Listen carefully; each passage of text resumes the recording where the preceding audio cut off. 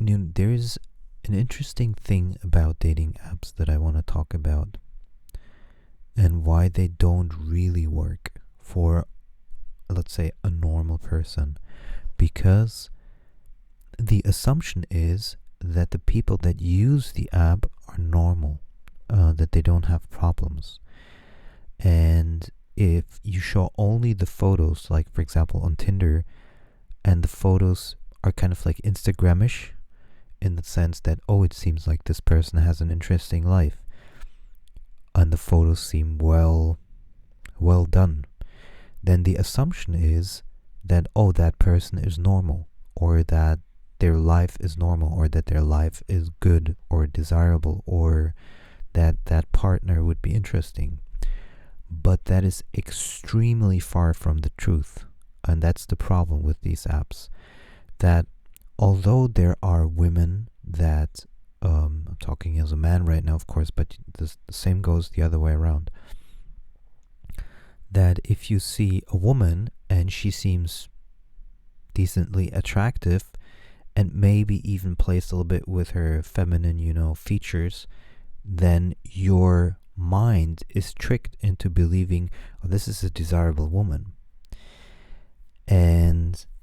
But the thing is that if you look at it deeply from a spiritual perspective, and most people do not have the ability also to feel and understand the psychoenergetic body like I do.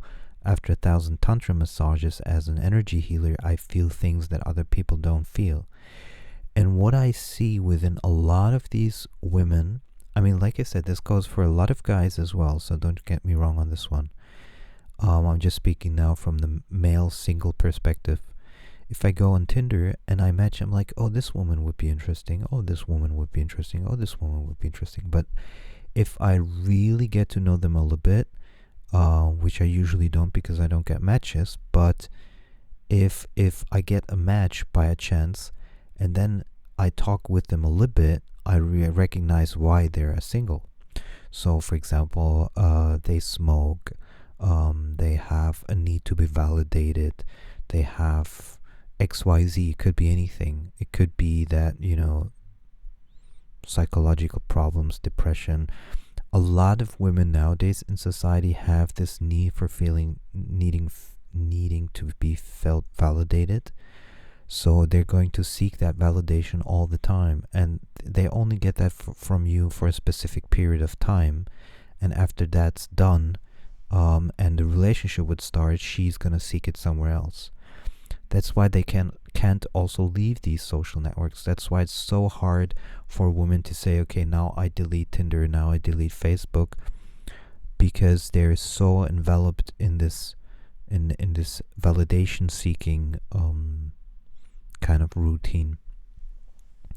So I think and this doesn't go for women in general. This is something super important.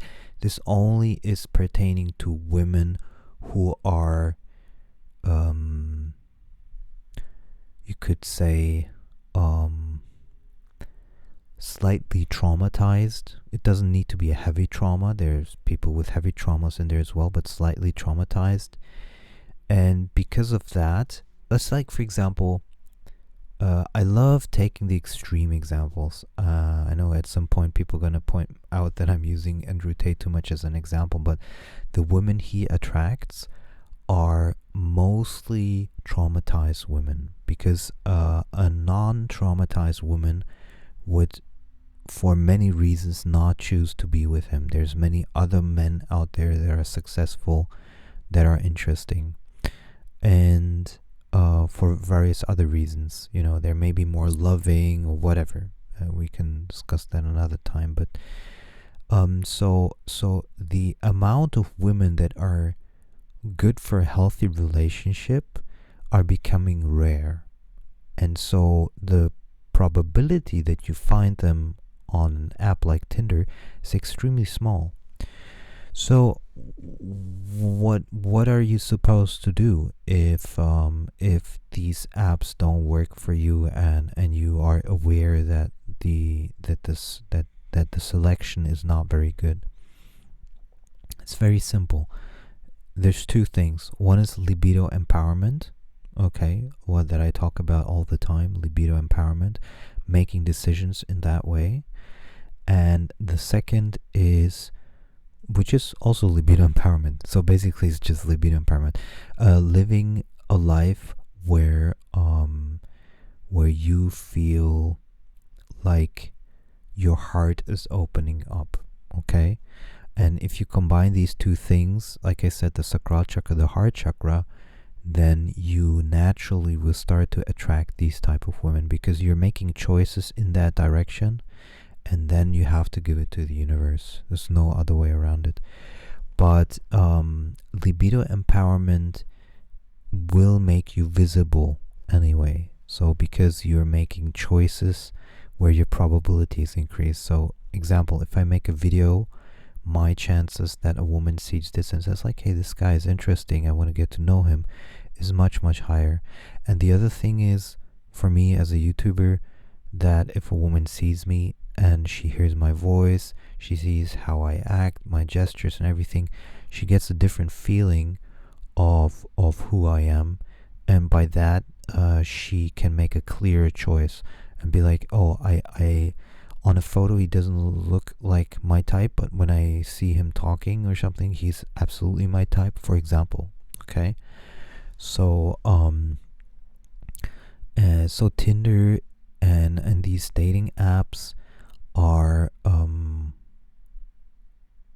basically for broken people. And I once had a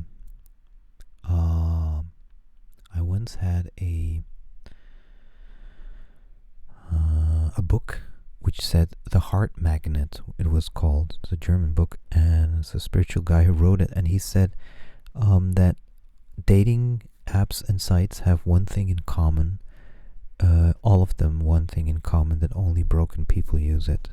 And so two broken people come together, and in a way he's right. So just be aware of that. Don't let photos blind you into thinking no woman wants you, or see differently. See it like no problematic woman wants you, okay? Because you don't feed her problems. The thing is, like, for example, if you're a narcissist like Tate, you're going to feed the need for women to be validated. And so a lot of women will choose Tate because they have a need to be validated. And for me, I prefer a relationship that is heart based, from heart chakra to heart chakra, rather than solar plexus based, where I put someone else down so they need to be they feel they need to validate themselves even more. So a lot of people are not aware of these dynamics because they're not as intuitive or highly sensitive as I am. And so this is something that I wanted to share with you, because a lot of people are not aware of this.